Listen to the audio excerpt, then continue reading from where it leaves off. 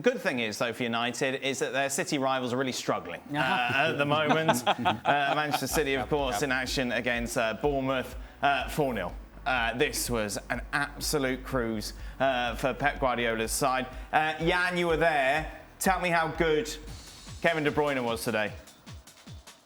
He was unbelievable. I interviewed him after the game and I called him the Belgium dancing queen. I mean, the way he was just dancing through it there and how he described it, how he looked for movements, and then he decided I will score it, and he make everything so simple. I mean, this is one of the best players in the world. And yes, we all rate him, but maybe because of his, he's not a typical superstar for you.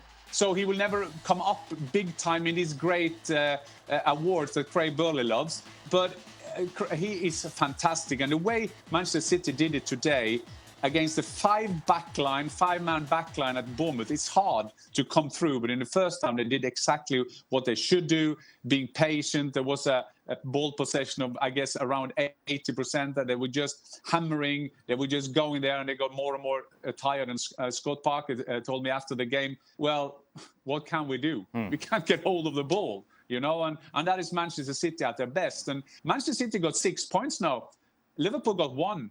And we may say this is after 2 rounds. Yeah, but you know, I'm just saying, because we've seen the last years that it's been 1 or 2 or 3 points who's decided the championship. But Liverpool haven't played yet. Yeah, calm down. They play on Monday. No, if you let me end the sentence, I will say that. It's just show you how exciting it is that on Monday they're playing Crystal Palace and you just feel they have to win. That's what we love the Premier League. Erling Haaland with just the assist today, no goals, Ali, but you were talking before about the impact that he still makes. Well, his presence on the field forces decisions from defensive players. And in the goal by Kevin De Bruyne, as De Bruyne is going at the defender, Jefferson Lerma, who is dropping off as a midfielder and helping out the back line, is now addressing the run of Erling Haaland, or the presence of Erling Haaland, to the point to where you see him step into his right because he knows, okay, Haaland is here, I'm going to block this passing lane. But in doing that, then opens up the space for Kevin De Bruyne to cut to the inside and slap the ball with the outside of his foot. Now, it's a great finish by Kevin De Bruyne, world-class player, world-class finish, but overall, you just see the impact of Erling Haaland just being there. The threat of Erling Haaland being there is going to force defenders into decisions. And that's when you allow then 1v1 situations for everybody else. It's all just a big nightmare for defenders, isn't it?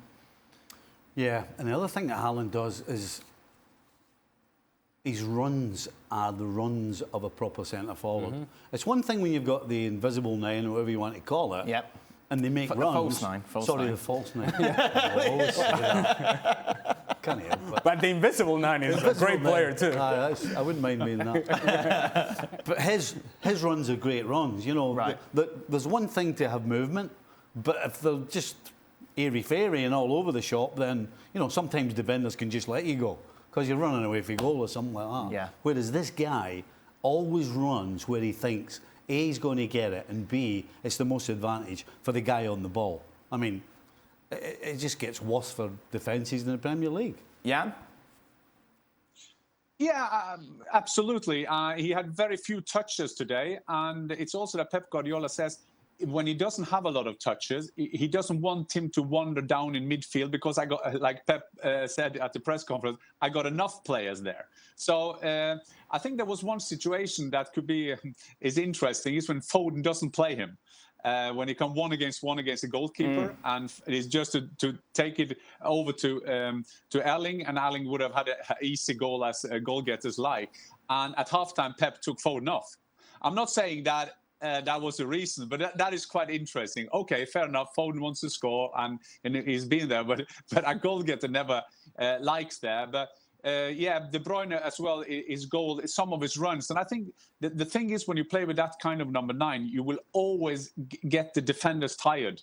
They will always chase you, and they will always try to double up on the striker because he will keep it, and then they will come after him. So they got 6 goals now, and Erling Haaland got 2 of them and 1 assist. So I think that is a good start for a young man from Norway.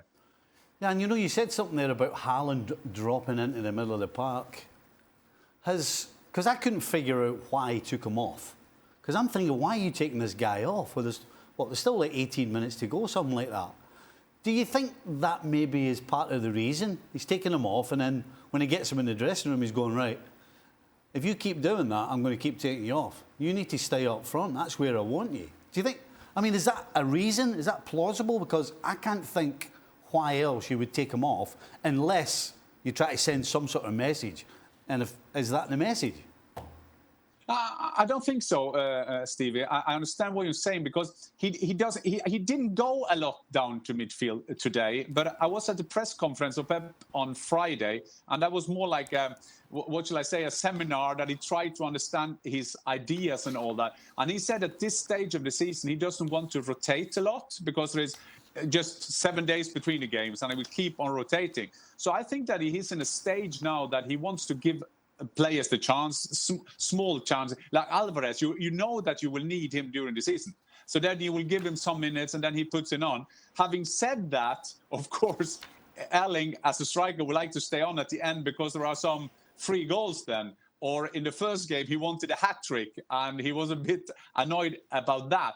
But I think that Pep is doing right there. Of course, a number 9 will never want to be taken off. But I think it's wise when you know that this is an unbelievable long season. Although there is this World Cup, this is a small tournament in the middle, but still to keep it steady, because we're just two rounds into the league. Unbelievable count, up to 4.